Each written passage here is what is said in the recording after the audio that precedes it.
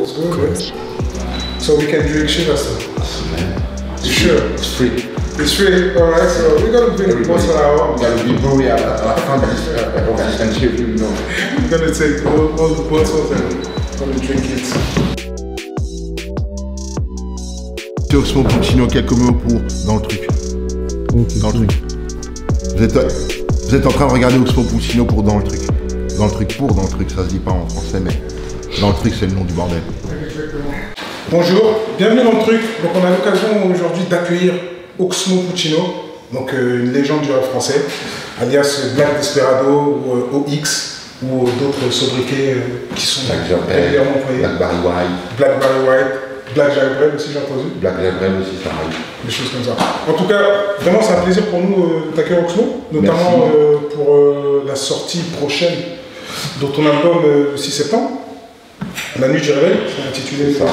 En tout cas, moi je voulais revenir déjà dès le début parce que ça fait Oxmo Puccino, moi j'ai grandi avec ces morceaux-là. Et donc, Opéra Puccino, premier album, c'est 98, ça fait 20 ans. C'est quand même extraordinaire d'avoir une telle longévité dans le rap. Je discutais avec Rimka le mois dernier, il a eu la chance de venir ici, lui aussi il a une longévité quand même similaire. Et il me disait que la clé c'est le travail et la capacité à se réinventer. Et toi, tu te situes où justement sur... Qu'en penses-tu de ce côté longévité? Il a donné les ingrédients. Il n'y a pas de mystère. Après, les mystères, c'est comment en arriver là. C'est propre à chacun, mais le travail et s'adapter à chaque époque, bien sûr. Vraiment, c'est ce que je dis souvent, c'est que les grands compositeurs classiques et plus connus n'avaient pas les synthétiseurs. Donc ça donne l'occasion de changer le monde à chaque coup parce que nous appartenons à notre époque et que la seule manière de marquer artistiquement, c'est de marquer son époque. Marquer artistiquement à long terme, c'est déjà marquer son époque. Non mais c'est clair, mais c'est comme ça que moi je pense que tu es quasiment un artiste intemporel parce que quand on regarde finalement les textes anciennement, moi je réécoutais Opéra Puccino il y a pas très longtemps et même L'amour mort, les sons sont d'actualité finalement.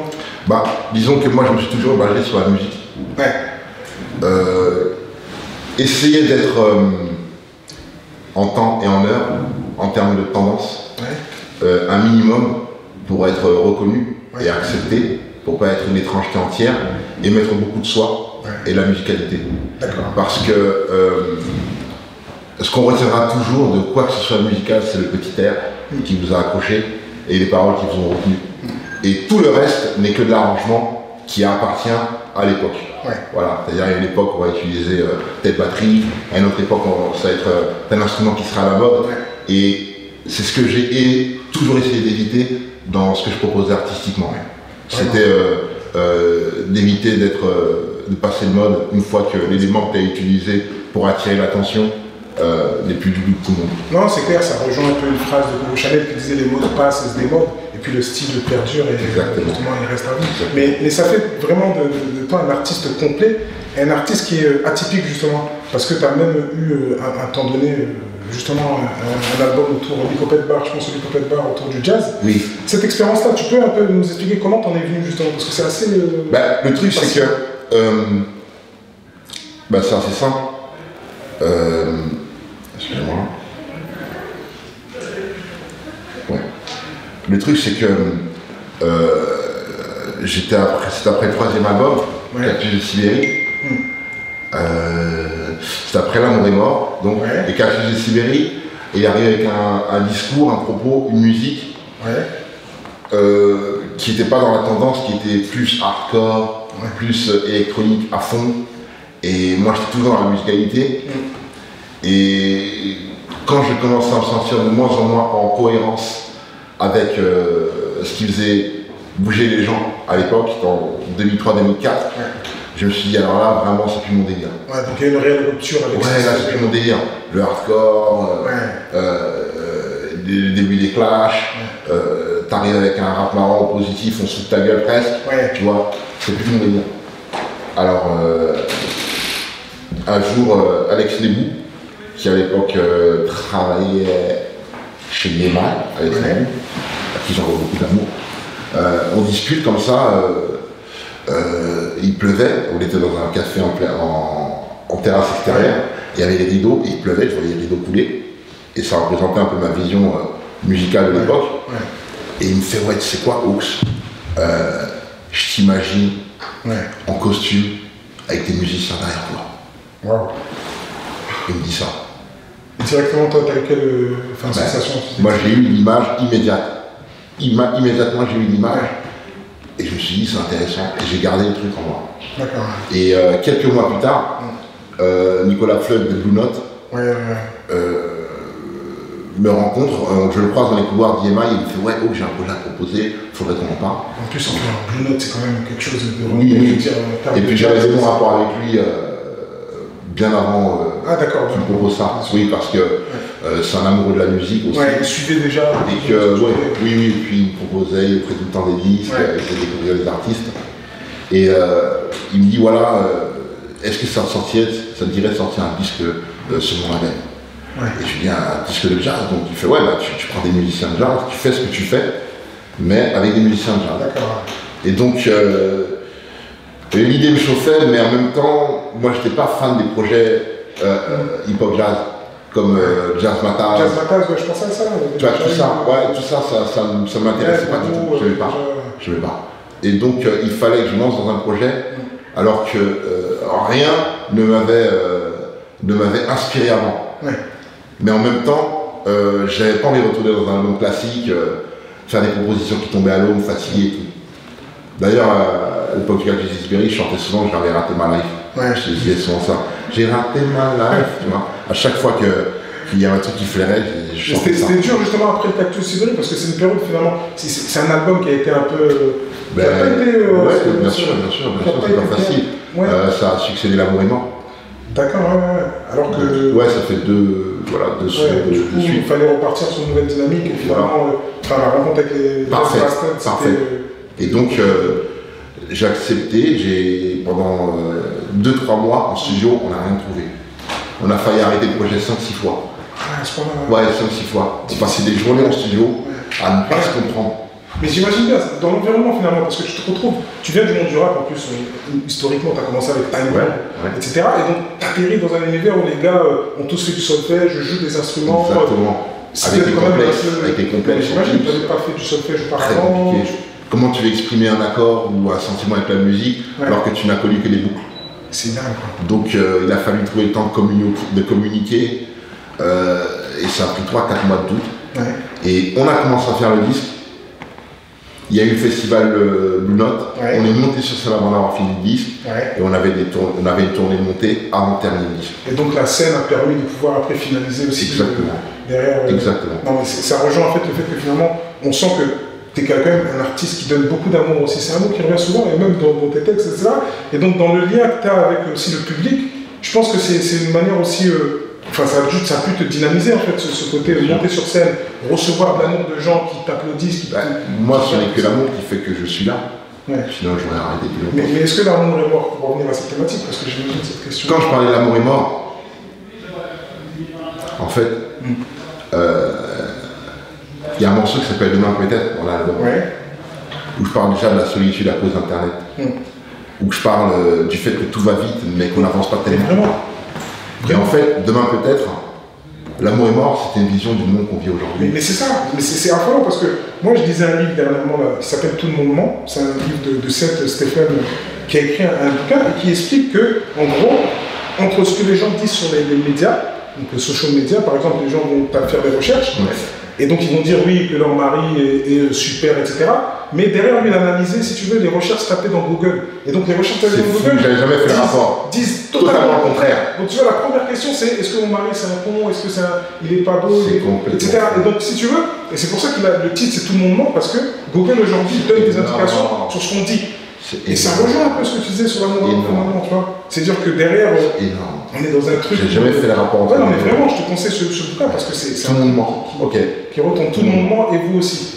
C'est intitulé comme ça. Tu vois, tout le monde ment. Et derrière, ça décrit un peu la réalité que tu décrivais déjà à l'époque. Mais c'était un peu prématuré. Ouais.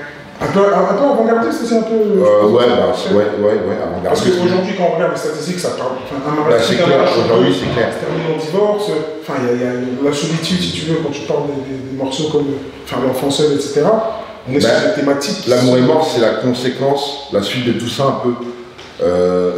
Tout le monde ment. Ouais. C'est génial, merci. Parce que si tu vois bien, regarde l'opéra Puccino, des morceaux comme Père Noir, des morceaux comme L'Enfant Seul, Qui peut nier, plein de morceaux comme ça sont, voilà, c'est le préambule d'un monde qui va vers le noir. Et donc l'amour est mort, c'est une vision de si on continue comme ça, on va arriver à la situation affective à laquelle nous sommes aujourd'hui en 2019.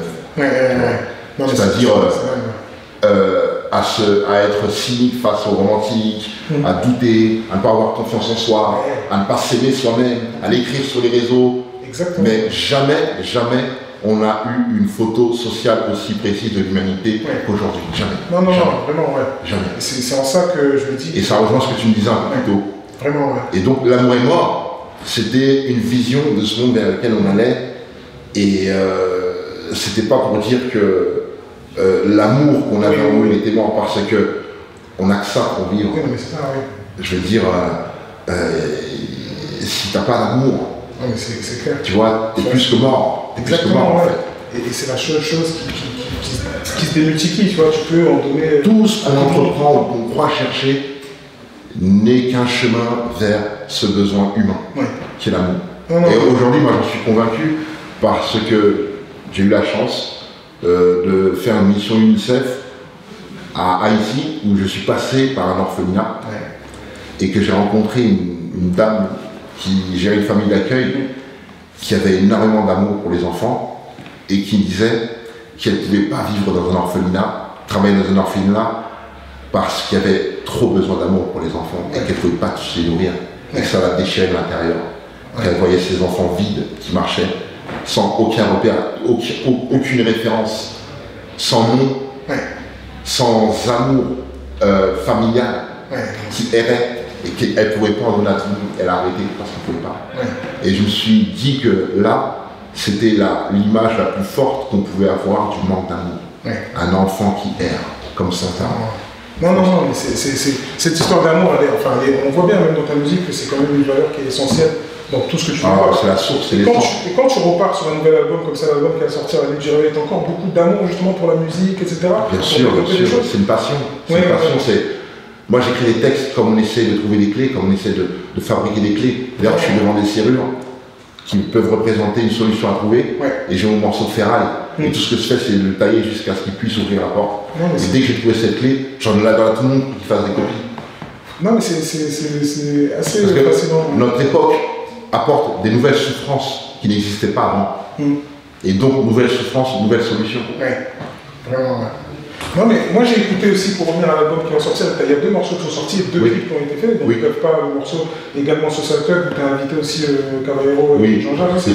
C'est pas mal justement ton rapport au rap d'aujourd'hui finalement, parce que là tu as donné aussi l'accès à la nouvelle scène rap d'aujourd'hui. Il y aura d'autres featuring dans l'album ou Il y a l'autre featuring, il y a OSA. D'accord, et il y a Gaël Faye. D'accord, Et en vrai, musicalement, il y a Brodinski et Eric Truffat.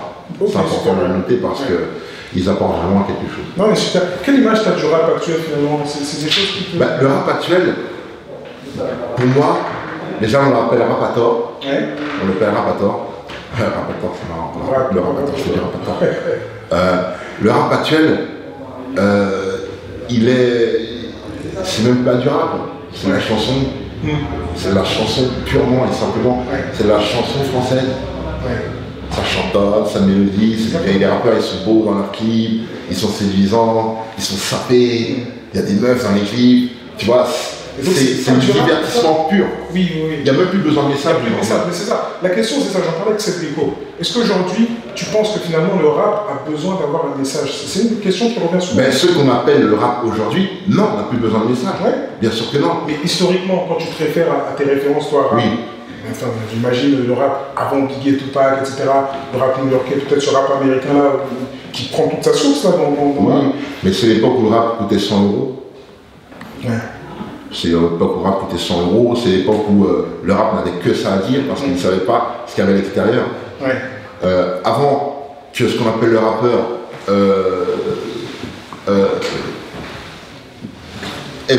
et l'envie d'avoir des grosses voitures, cette idée de la réussite, il ne parlait que de sa misère. Oui. Alors quand on voit un peu son évolution, son discours, il est très très cohérent avec son époque. Oui. Quand tu reviens à Grandmaster Flash, oui, bien sûr. Tu vois, il rappelle au milieu des poubelles. C'était ça, hein. Tu vois, avec les rats qui passaient et tout. Ensuite, petit à petit, c'est devenu le dealer qui rappelle, avec les chaînes en or, les armes et la grosse voiture.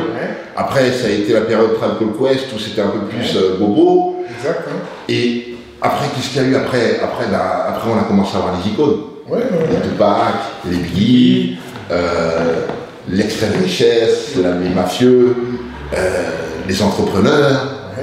Et on est parti dans le divertissement pur. Donc là, il n'y a que du divertissement. Il n'y a que du divertissement. Et même ceux qui arrivent avec un discours ne sont qu'une petite niche. Tu vois. Donc c'est pas possible finalement d'allier les deux, justement, sous couvert de divertissement, de pouvoir transmettre aussi un message, etc. De toute façon, on transmet un message, qu'on le veuille ou non. Même si on pense que non, les Iriens, on transmet un message qui résonne dans les personnes à qui vous devez votre succès. Voilà. Donc, ce que je pourrais retenir de ça, moi, c'est qu'aujourd'hui, il y a du rap pour tout le monde. C'est ça. Parce que le rap, le message que diffusait le rap à l'époque déjà était totalement incompris et n'appartenait qu'à une petite partie des personnes. Tous les autres, sans l'avoir écouté, s'en servaient comme argument pour définir une musique dont ils n'avaient qu'un fantasme. Tu vois, la musique des voyous, la musique des loupards, la musique qu'il ne faut pas que ma fille écoute, enfin, tout ça, quoi. La banlieue et patati patata. Alors que ceux à qui on a dû notre survie jusque-là, par l'amour et l'écoute qu'ils ont eu, ils nous ont permis de survivre au milieu de tous ces clichés. Moi, j'en rigole aujourd'hui de devoir essuyer tous les clichés sur le rap aujourd'hui, quand je me trouve à un dîner ou à une association, et puis ça parle, et puis il y a quelqu'un qui se dit c'est un rappeur, et la personne dit je connaissais pas, mais vous savez, les rappeurs, c'est comme ci, c'est comme ça, commence à me dire n'importe quoi. Et moi, tout ce que je dis, c'est oui, vous avez raison. Voilà, remplissez mon verre, s'il vous plaît. Donc finalement, aujourd'hui, tu te considères peut-être plus comme un rappeur, cette étiquette. Mais qu'est-ce que c'est un rappeur? Mais vraiment, c'est une grande question. C'est ça, moi, aujourd'hui, un rappeur, c'est un chanteur. Un rappeur, c'est un chanteur d'aujourd'hui. Pour moi. Donc du coup, à ton époque, par exemple, l'époque de Time Bomb, finalement, quand tu la compares à cette époque-là, on sait que Time Bomb, en fait, c'était quelque chose d'extraordinaire. À l'époque, rappeur avait plus une connotation sociale qu'artistique. Aujourd'hui, elle est vraiment artistique en raison de ce que ça génère comme revenu. Juste, les dernières apparitions que j'ai vues de toi justement sur les albums d'Amza et l'album également de La Crime. Et donc, tu interviens de manière narrative. Tu vois, et ce côté-là, finalement, de narration, c'est un côté qui existe depuis très longtemps. Moi, je t'ai connu sur ça. C'est un truc dans lequel tu excelles, tu vois. Et c'est une volonté finalement de ne plus apparaître chanter. Non, c'était une demande à laquelle c'était une demande des deux personnes avec Christiane Dupin sur Amza. Que j'ai accepté avec plaisir. Mais finalement, quand on regarde les Pocket Bar, quand tu racontes une histoire de Cali, c'est pas nouveau. C'est quelque chose partie de ma vie. Comme je disais, peu de gens savent. C'est ça. Peu de gens savent. Connaître notre coutume pour savoir que. Parce que dans l'album, finalement, on t'attend aussi sur des musiques, aussi chanter. Le dernier morceau de Pocket Bar, c'est quand même quelque chose qui arrive avec un côté très balancé, très rap, etc. C'est beaucoup de rapport. Oui, c'est une volonté. D'accord. On attendait ce morceau, il est arrivé 2-3 mois avant qu'il sorte. D'accord, On attendait un morceau qui puisse mettre un peu plus de rapport, et c'était une peuf pas. Vraiment, En tout cas, c'est pour ça qu'on a hâte quand même le 6 septembre de voir ça. Je répète, la nuit du réveil, c'est ça qui sortira le 6 septembre. Donc, son Puccino. Merci en tout cas pour le plaisir, temps. Merci pour la préparation de cette entrevue vraiment enrichissante. Et moi, ça me fait réfléchir sur vraiment. C'est pour ça que je pense que c'est avec ce genre d'artiste avec toi qu'on peut aborder des sujets qui sont aussi percutants. Merci Oxmo. Au plaisir. Très bien. À bientôt. 殺し